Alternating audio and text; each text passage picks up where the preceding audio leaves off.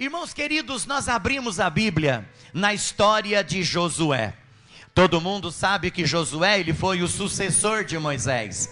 Moisés havia morrido e Josué havia ficado na direção do povo de Israel. Moisés já havia partido dessa terra. E Deus disse que assim que Moisés partisse, Josué ficaria na frente do povo de Israel. E agora, irmãos queridos, a Bíblia Sagrada nos diz que Josué, ele reúne o povo de Israel e ele deixa uma palavra com o povo de Israel. Ele disse assim: porém, se vos parece mal, olha o discurso de Josué para o povo de Israel. Porém, se vos parece mal aos vossos olhos servir ao Senhor, escolhei hoje a quem sirvais. Se aos deuses a quem serviram vossos pais, que estavam da além do rio, ou os deuses dos amorreus, em cuja terra habitais. Ponto e vírgula. Porém, eu e a minha casa serviremos ao Senhor.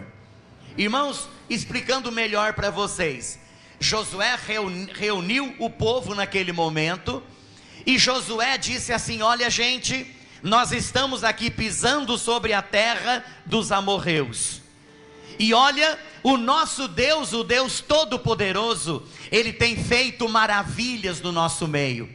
Ele nos tirou da escravidão do Egito, Ele já fez muitos milagres sobre a nossa vida, Ele já fez muitos milagres na nossa caminhada pelo deserto.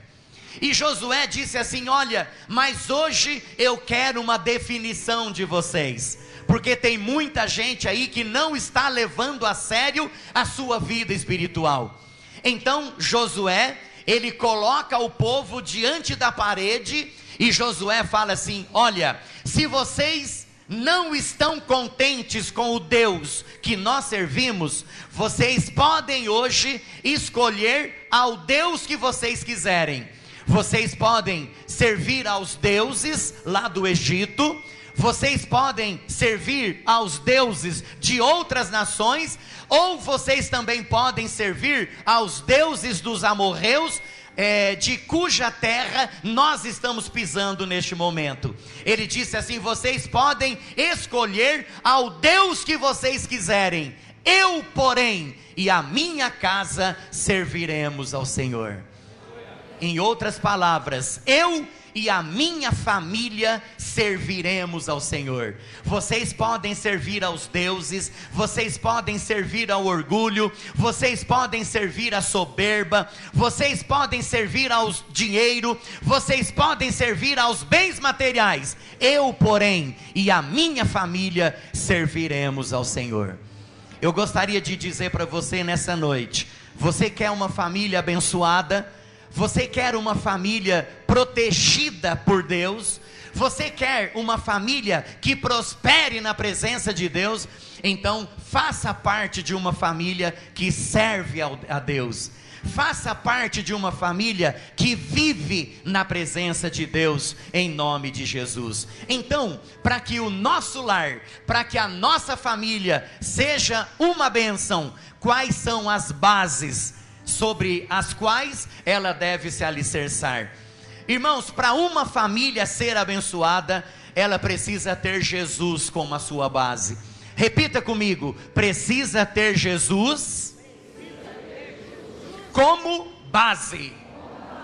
Irmãos, assim como qualquer casa precisa de uma base sólida, assim como qualquer construção precisa de uma base sólida para subsistir, irmãos, a nossa família também precisa ter uma base sólida.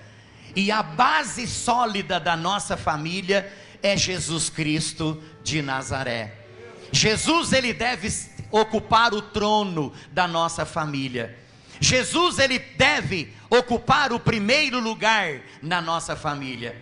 E sempre que eu faço alguma cerimônia de casamento, eu sempre digo assim: quantas vezes a base da nossa família é a desconfiança? Quantas vezes a base da nossa família são os xingamentos? Quantas vezes a base da nossa família é a falsidade? Quantas vezes a base da nossa família é a falta de companheirismo? Quantas vezes a base da nossa família são os palavrões?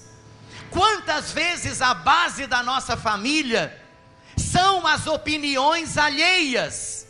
E é por isso que muitas famílias têm sido destruídas, porque ao invés de Jesus ocupar o trono da nossa casa, são os xingamentos que ocupam, a falsidade que ocupa, ideias alheias que ocupam, e assim por diante. Então eu gostaria de dizer para vocês essa noite: você quer ter uma família abençoada, tenha Jesus como base, amém? Em segundo lugar, você quer ter uma família abençoada, tenha a Bíblia, a palavra de Deus, como a sua bússola. Tenha a Bíblia Sagrada como a sua bússola, se você quer ter uma família abençoada na presença do nosso Deus. Irmãos amados, a Bíblia Sagrada, ela é lâmpada para os nossos pés, e ela é luz para os nossos caminhos. Irmãos, quantas famílias, ao invés de ter a Bíblia como a sua bússola, como seu GPS, como seu mapa, muitas vezes tem os horóscopos, né? É o horóscopo que dirige a vida da pessoa, é o horóscopo que dirige a vida da família. Aquilo que o horóscopo diz, a pessoa faz.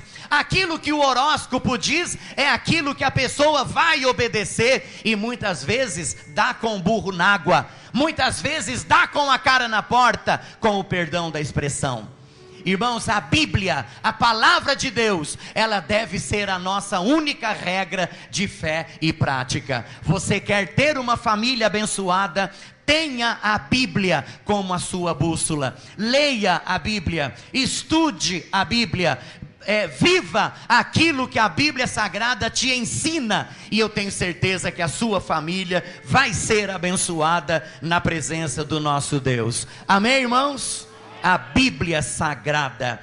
Outra coisa interessante: você quer ter uma família feliz, você quer ter uma família abençoada, faça com que o amor prevaleça na sua casa, principalmente entre marido e mulher.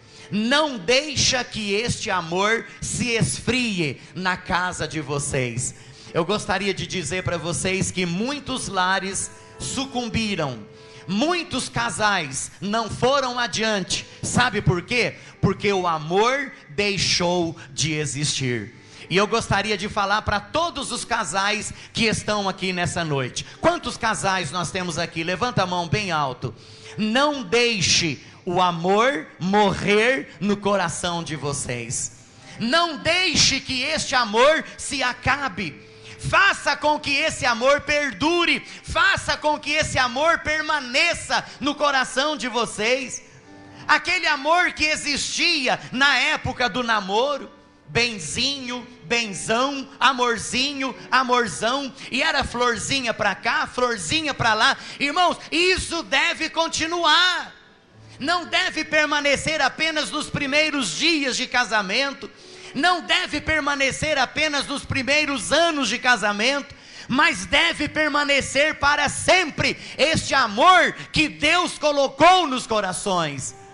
Irmãos, quantas vezes o casal, ele só demonstra amor um para com o outro na época do namoro, mas assim que se casa, parece que ficou tudo para trás, agora é uma nova vida. Agora, em vez de benzinho, em vez de amorzinho, em vez de isso, em vez daquilo, muitas vezes é xingo, muitas vezes são palavrões e tantas outras coisas que são as expressões usadas dentro do casamento, dentro da família, e isso faz com que o lar se sucumba, que o lar seja destruído, e o nome do Senhor Jesus deixe de ser glorificado dentro da casa e dentro do lar. Qual é o segredo? de um casamento que dura 50 anos? Qual é o segredo de um casamento que dura 30 anos? Qual é o segredo de um casamento que dura 60 anos? Esses dias atrás eu encontrei um senhor ali na padaria, um senhorzinho já de idade, claro, né? E nós estávamos conversando, e ele, não sei sobre o que a gente estava conversando, e ele disse assim: pastor, hoje eu estou completando 60 anos de casado. Eu pensei que ele ia falar de idade, né? Mas ele falou: estou completando hoje 60 anos de casado.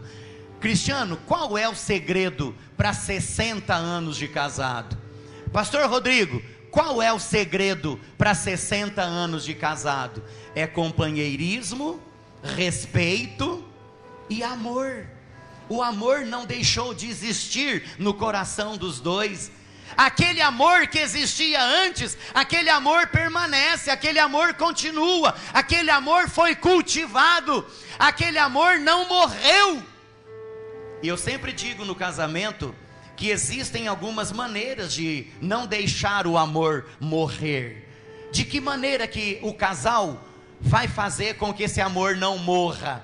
Sempre fazendo tudo isso que eu já disse, dizendo palavras bonitas, palavras maravilhosas, um para com o outro, não faltando respeito de um para com o outro, não faltando a confiança de um para com o outro, mas também não deixando o amor morrer.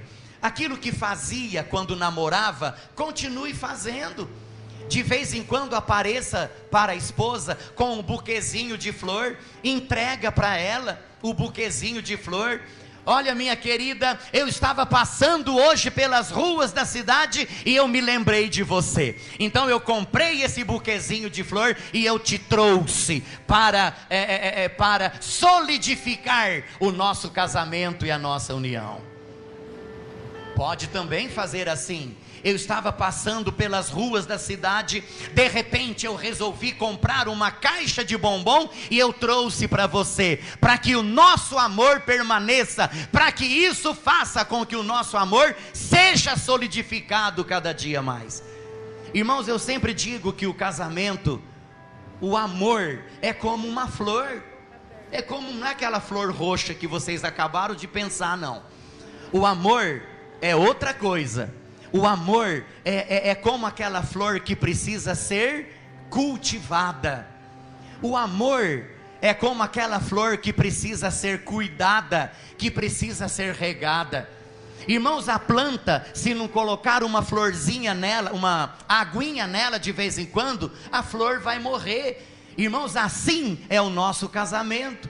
Se não for colocada a aguinha, né? De vez em quando regar, sabe, vai ter uma hora que esse amor vai morrer, e o casamento também vai morrer, vai um para cá, outro para lá, e a família vai ser destruída. Então é isso que nós não devemos deixar acontecer. Qual é a base de uma família feliz, de um lar feliz? Além de ter Jesus no centro do nosso lar, além da Bíblia ser a nossa regra, ser o nosso GPS, nós devemos fazer com que esse amor prevaleça dentro do nosso lar e dentro do nosso casamento. Amém? E para a gente partir para o encerramento, eu gostaria de dizer também o seguinte: qual é a outra base para que a nossa família seja abençoada? Cada um assuma a sua responsabilidade.